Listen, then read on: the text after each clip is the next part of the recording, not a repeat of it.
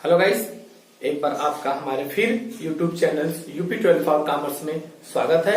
ये हमारा video number 9 है और आज हम लोग ख्याति के मूल्यांकन की तीसरी विधि पूंजीकरण विधि के बारे में पढ़ेंगे, जिसमें आपको आगे चल के ये दो पार्ट में डिवाइड होगा। पूंजीकरण का मतलब ये होता है कि पैसा जो है, हमने पैसा कितना, हमने वास्तव में बिजनेस में पैसा लगाया कितना और उसको कमाने के लिए कितना लगाना पड़ता उतना। जैसे होता है ना, आप लोग कहते हैं ना कि 1 लाख कमाना चाहते हैं तो कितना पैसा लगाते, वो चीज भी ज्ञात करना, वास्तव में हमने कितना लगाया।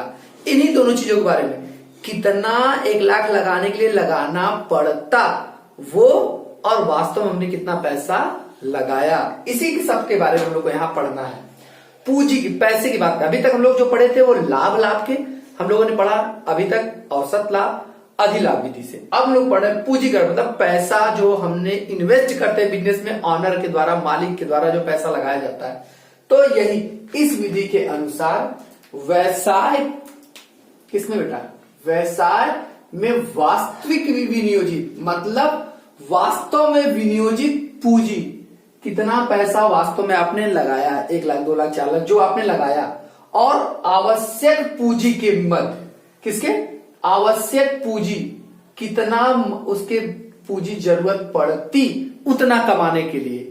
तो उसी के बीच में क्या निकालना हमको, अंतर। अंतर मतलब क्या करते हैं, माइनस कर देते, जितना पैसा हमने लगाया और कितना लगाना पड़ता उसके बीच में अंतर होगा, मतलब कि ज्यादा। अब ऐसे हो गया कि अंतर के आधार पे हम लोग क्या करते हैं, ख्याति का मूल्यांकन करते हैं। सिंपल सा आप जान लो कि जैसे आप लोग से कोई कहे कि 10 रुपया लगाओगे तो 1 रुपया आपको लाभ मिलेगा, लेकिन आपने 10 रुपया लगाया और लाभ कितना मिल गया, 1.5 रुपया मिल गया।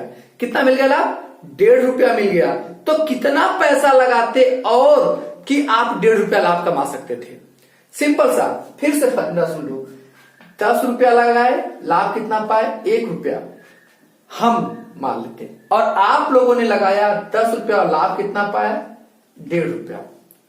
तो अब हमको 1.5 रुपया कमाने के लिए कितना और पैसा लगाना पड़ता।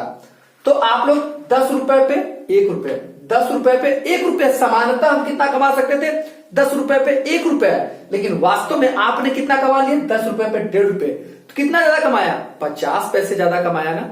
तो 50 पैसे जो ज्यादा आप कमाए हो, वही चीज हमको उसको 50 पैसे हमको कमाने के लिए और कितना पैसा लगाना पड़ेगा।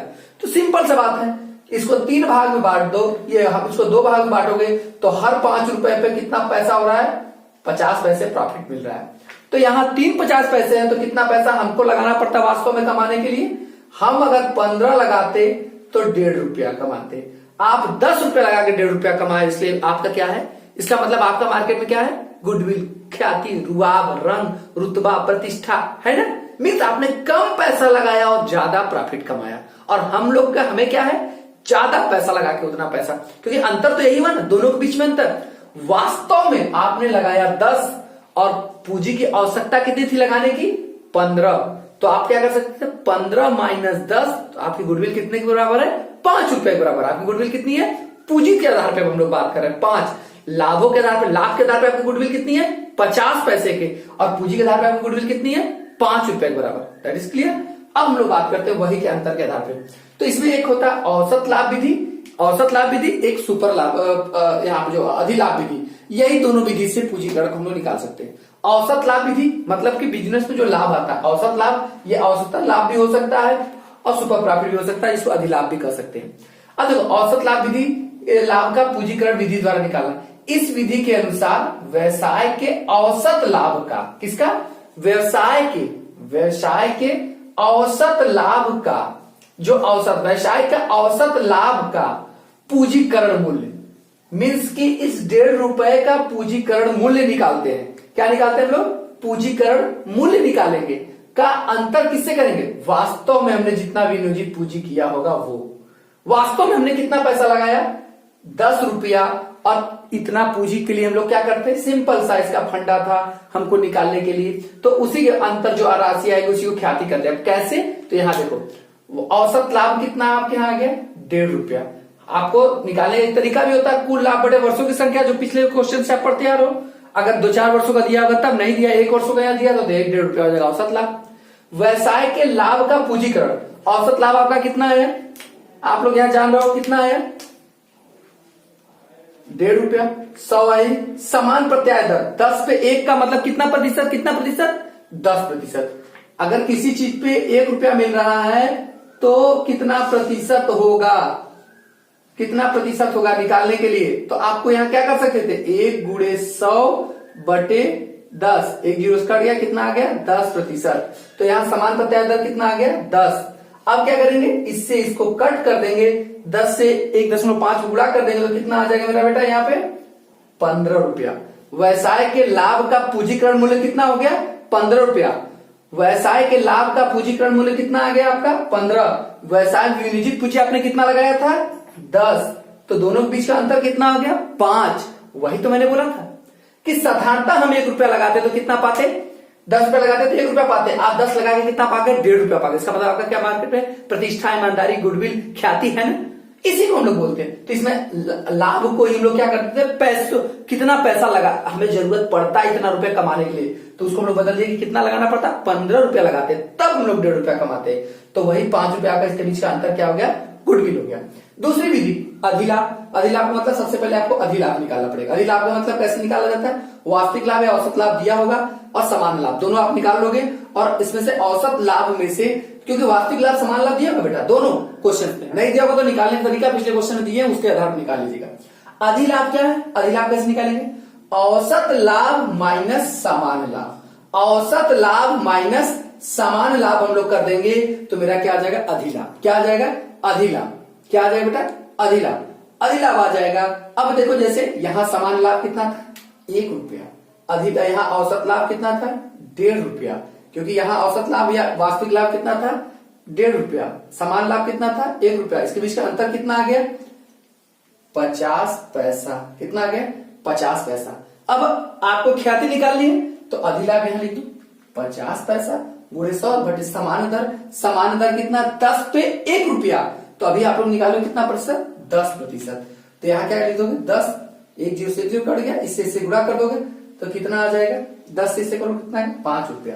यहां भी 5 रुपया दूसरे विधि से आया, पूंजीकरण करके निकाले, यहां भी पूंजीकरण निकाले, यहां भी 5 आ गया और यहां भी 5 आ गया। सेम क्वेश्चन दोनों क्वेश्चन में 5 आ गया। ठीक है, अब हम लोग क्या करते हैं, इसी में हम लोग 1-2 क्वेश्चन आगे करते हैं। तो क्वेश्चन इस प्रकार है, साझेदारी फर्म के 3 वर्ष के लाभ 2008 एंड 9 में 90,000, 2009 एंड 10 में 1,20,000, 2010 और 11 वित्तीय वर्ष में हमारा कितना था 1,50,000 रुपए। ये तीनों ईयर के हमारे लाभ हैं और इस फर्म के द्वारा फर्म में पूरी पैसा जो लगाया गया था वो कितना लगाया गया था 4 लाख रुपए लगाया गया था।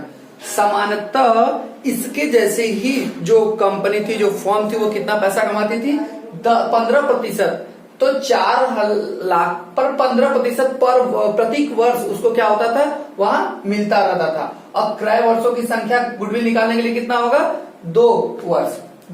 तो ख्याति की हम लोग क्या करेंगे गणना करेंगे। अब ख्याति गणना किस विधि से करना, तीनों विधि जो अब तक हम लोग पढ़ चुके हैं, पहले औसत लाभ विधि, दूसरा अधिलाभ विधि, तीसरा पूंजीकरण विधि, मीन्स की average profit method, super profit method और कैपिटलाइजेशन मेथड।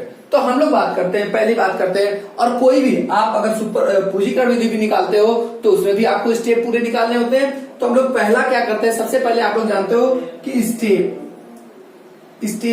1 में हम लोग क्या करते हैं कि हम लोग पहले निकाल देते हैं, स्टेप 1 न करके हम लोग ए निकाल लें। ए औसत लाभ। औसत लाभ क्या होता है, औसत लाभ बराबर क्या होता है कुल लाभ बटे वर्षों की संख्या। अब कुल लाभ कितना है हमारा, कितना हो जाएगा 90,000 प्लस 1,20,000 प्लस 1,50,000 डिवाइड बाई 3 कितना हो जाएगा 2,70,000 और 9 3,60,000।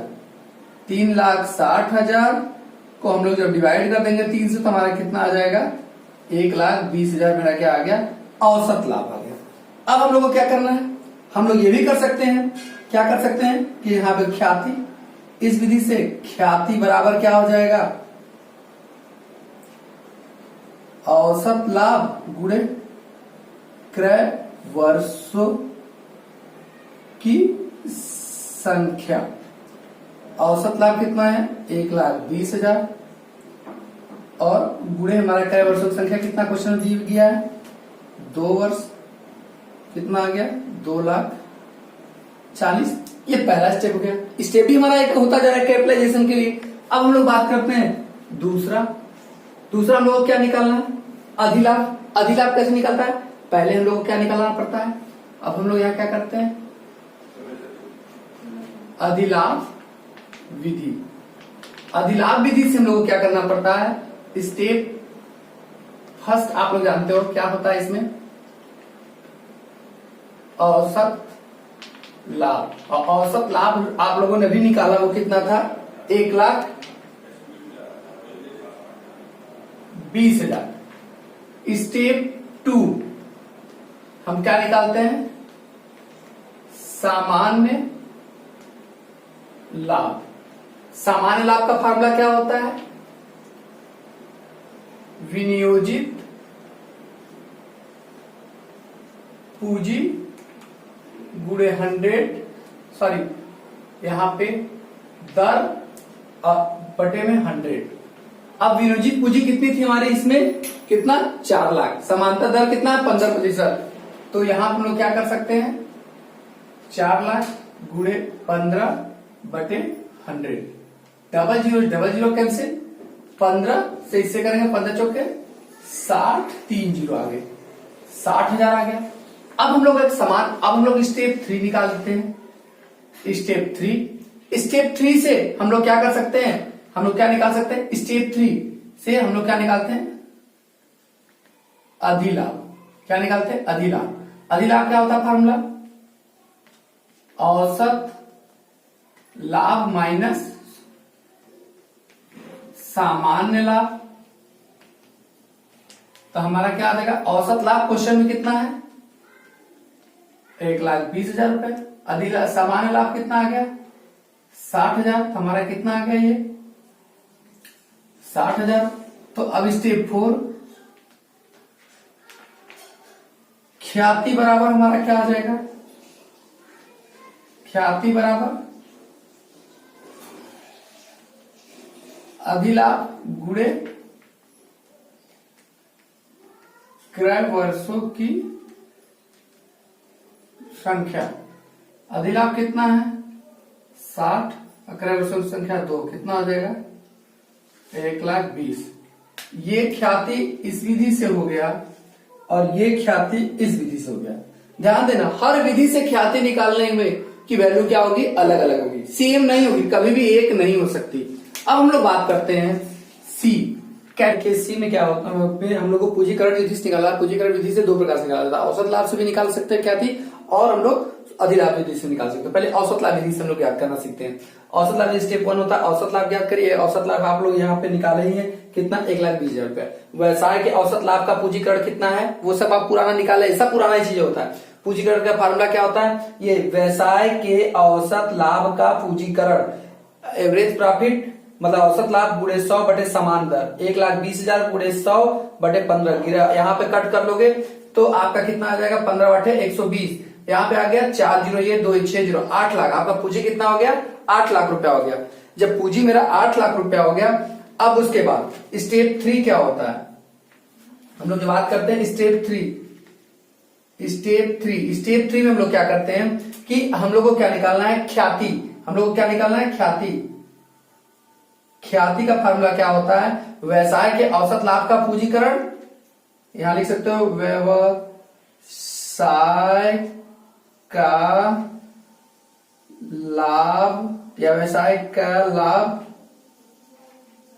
का पूंजीकरण माइनस हम लोग क्या करते हैं?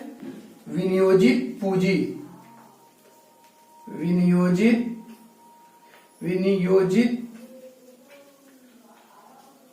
पूंजी।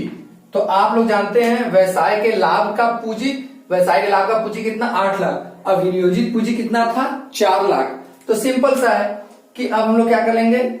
पहला व्यवसाय के लाभ का कितना आया? 8 लाख। और ये कितना है बेटा 4 लाख, माइनस करके हमारा कितना आ जाएगा 4 लाख। ये 4 लाख मेरा क्या आ गया गुडविल, ये क्या आ गया 4 लाख गुडविल। और अगर हम लोग ख्याति की विधि से निकालना चाहते हैं तो यहीं पे निकाल लेते हैं हम लोग ख्याति वाले विधि से। तो ख्याति वाले विधि से निकालने का क्या फार्मूला होता है, आप लोग को जो ख्याति जो निकालती है अधिलाभ विधि से, तो अधिलाभ विधि से निकालने का सी का केस बी ये लिख सकते हो, ये सी का केस ए था। ये कौन सी विधि से अधिलाभ, कौन सी विधि से बेटा अधिलाभ, अधिलाभ का पूंजीकरण, पूंजीकरण। अधिलाभ का पूंजीकरण के लिए फार्मूला क्या होता है, ख्याति बराबर अधिलाभ, अधिलाभ गुणे आपका क्या होगा यहां पे 100 बटे सामान्य दर। अब अधिलाभ कितना है आप लोग के क्वेश्चंस में, आप लोग यहां निकाले हो कितना है अधिलाभ 60,000 गुणे 100 बटे में हमारा क्या हो जाएगा सामान्य दर। सामान्य दर, अब सामान्य लाभ मेरा कितना है क्वेश्चंस में जो भी आया वो कितना है हमारा आप लोग जानते ही हो। अब सामान्य दर में अब हम लोग बात करते हैं कि अधिलाभ का पूंजीकरण विधि से। अधिलाभ से पूंजीकरण विधि का सेकंड होता है अधिलाभ। अधिलाभ का क्या होता है हमारा कि ख्याति बराबर अधिलाभ गुणे 100 बटे सामान्य दर। और इतना आ गया सामान्य दर हमारा कितना था, सामान्य दर इस क्वेश्चन में 15। अब क्या कर देंगे हम लोग 15 से काटेंगे तो 15 चौके 60, 4 हो गया 4,000 ये और गुणे ये, तो 4 में कर दोगे 5 जीरो आ जाएगा तो 4 लाख। मीन्स कि इस विधि से भी आपका आंसर 4 लाख और इस विधि से भी आंसर 4 लाख। तो इस तरीके से हमने ख्याति के मूल्यांकन की तीनों विधियों के बारे में पढ़ लिया। और जो हमारे वीडियो नंबर 6, 7, 8 और 9 में लगातार चल रहे हैं, अब 10 में जाके हमारे ख्याति का अभी कुछ बारे में और उस चीज से समाप्त होंगी। तो इसलिए आप लोग ख्याति से संबंधित सारी चीजों को देखने के लिए लाइन से सारी वीडियो को देखें और हमारे चैनल को सब्सक्राइब करें और लाइक करें। सो बाय बाय।